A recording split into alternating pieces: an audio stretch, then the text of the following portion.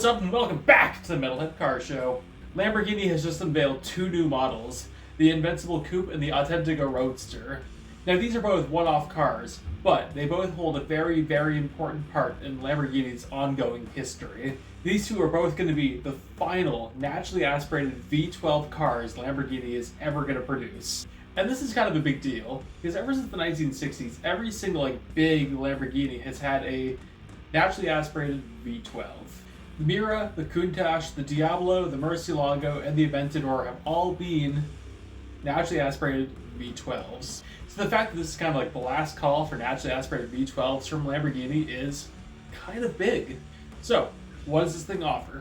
It is a 770 horsepower, 6.5 liter V12 based on the Aventador platform, so it's the Aventador 6.5 liter V12.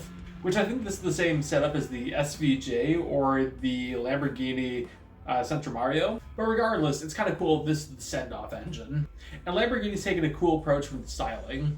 What they've done is they've went back to some of their cool, super low production cars and taken influence from all of them. Taking influence from the Veneto, the Cayenne, the Essenza SCV12, the Cesalamento, the Reventon. And I find it cool if they could have went and made a new Diablo or a new Mira, but instead of that, they went and looked at kind of more recent history and took influence from those cars instead of looking to their past. So it doesn't quite feel like the nostalgia grab like the LPI 800 Countach was. I'm not sure about performance numbers, but I think if you went and looked at the Centenario performance numbers, it's going to be probably pretty similar to that. And I don't know about price, but I'm going to say there's going to be at least 6 zeros in it, and it's way out of all of our budgets. Now that's all very cool, but I've heard in the next couple weeks we're actually going to be hearing about the new Lamborghini Aventador replacement car.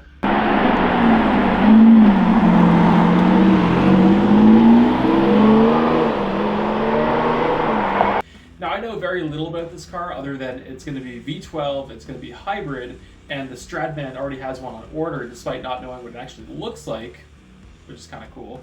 But it's a safe assumption to say it's probably going to be making somewhere in the ballpark of 880 to 920 horsepower from likely a 6.5 to maybe even 6.7 liter V12, and it's going to be blisteringly fast, along with most likely having a dual clutch transmission.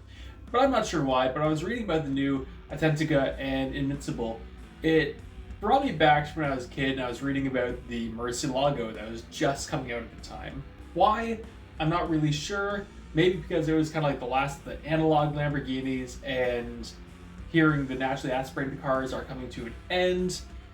That car, in any variant it ever had, was only naturally aspirated. Maybe that was kind of it. But I don't know. That car kind of had a big part of me getting into cars and me kind of obsessing over it, where I got to see the Murcielago kind of come out and die and see every variant it ever had. So it has kind of a special place to my heart. So I'm not sure why, but I was just brought back to that today whilst I was reading about the new one.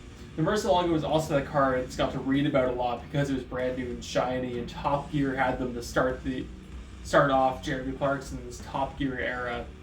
And it was in Need for Speed Underground 2 and Forza Motorsports 2. It was just always kind of there.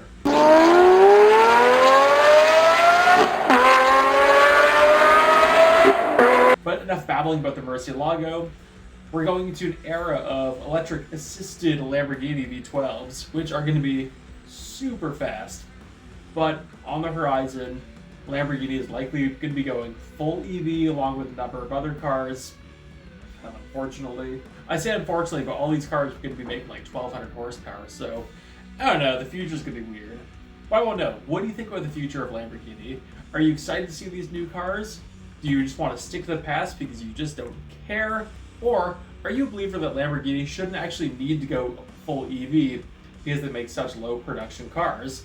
Let me know what you think in the comments. Thank you all so much for watching. Like and subscribe if you've enjoyed what you've seen. I post on Wednesday, Friday, and Sunday, and I'll see you later.